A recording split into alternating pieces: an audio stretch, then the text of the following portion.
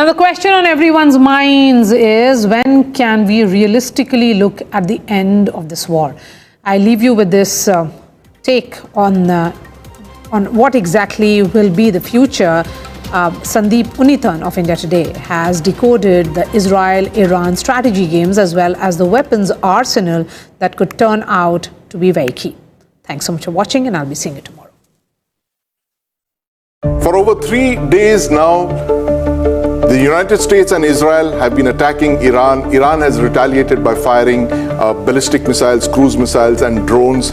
This is an intense war of the kind that hasn't been seen since the invasion of Iraq by the United States and its coalition in 2003. But there are two strategies at play over here.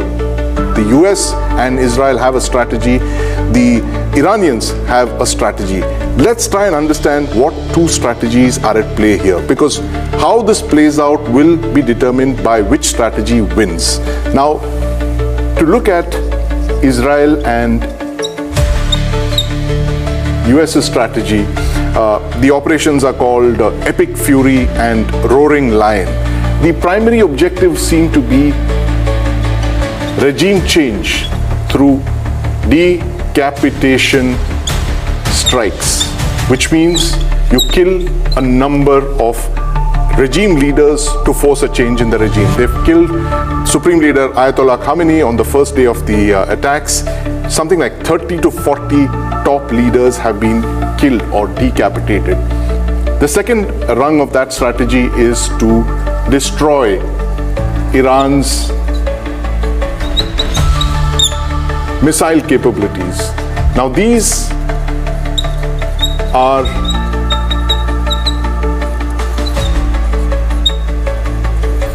the most potent weapons in Iran's arsenal. Iran does not have a powerful navy, army, or air force, but it has an extremely competent ballistic missile force controlled directly by the Iranian revolutionary. It has a very powerful drone, ballistic missile, and cruise missile arsenal controlled directly by the IRGC, that's the Islamic Revolutionary Guard Council. The third rung of the US-Israel strategy is to degrade Iran's military capacity. Now, this involves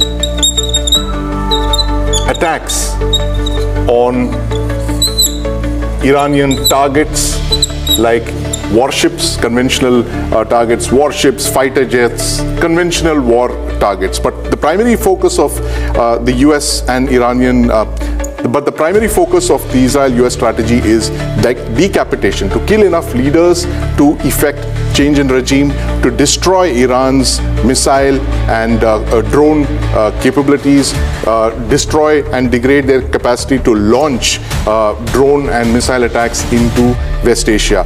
Now, Iran has responded to these strategies by focusing on regime continuity.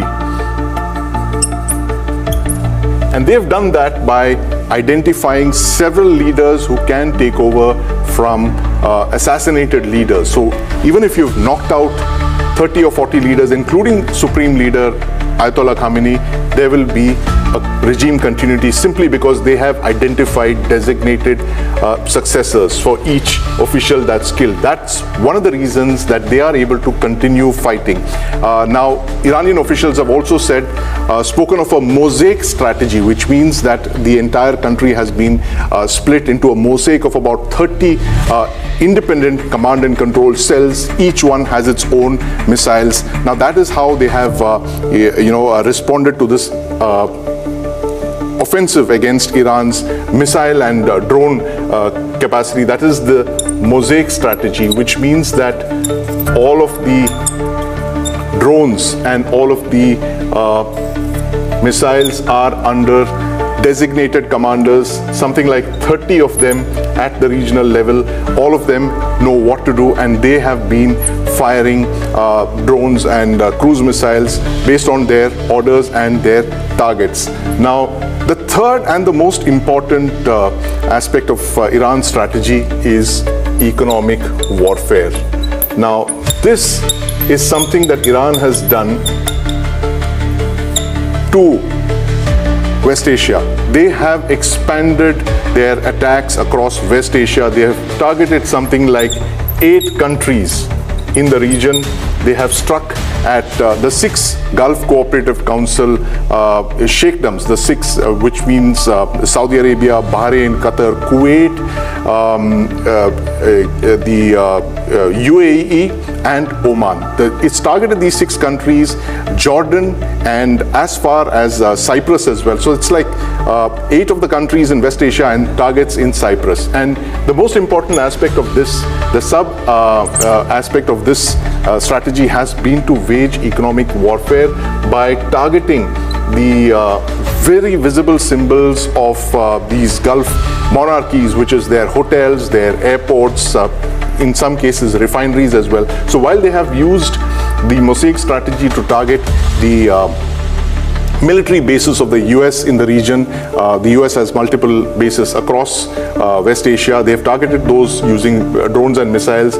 What the Iranians have also done, and this is very key to the strategy, that is to raise the costs for all the Gulf sheikdoms in the region, to raise the cost of this war, to bring the war to their doorstep. This is something that they have not faced in several years, at least since the 1991 Gulf War. So they have raised the cost of this by attacking the infrastructure, by attacking commercial targets inside all of these countries. And of course, the most important aspect of that is the warning to tanker traffic that move through the Straits of Hormuz, which is of course where 20% of the world's oil and natural gas flow through. So this is Iran responding to the Israel-US strategy of decapitation, the destruction of their drone and missile capabilities, and of course direct attacks on their military infrastructure by resorting to regime continuity, by a Mosaic strategy to continue their drone and missile attacks, and of course economic warfare, targeting a range of countries in the region to trigger off economic crisis over there and bring up pressure on the US and Israel to cease and desist their operations. It remains to be seen which side will actually prevail in their strategy, because the conduct of these operations is going to be decided by which strategy prevails. Will it be the Israel-US strategy or will it be Iran's strategy? This is going to literally decide how this war is going to play out in West Asia.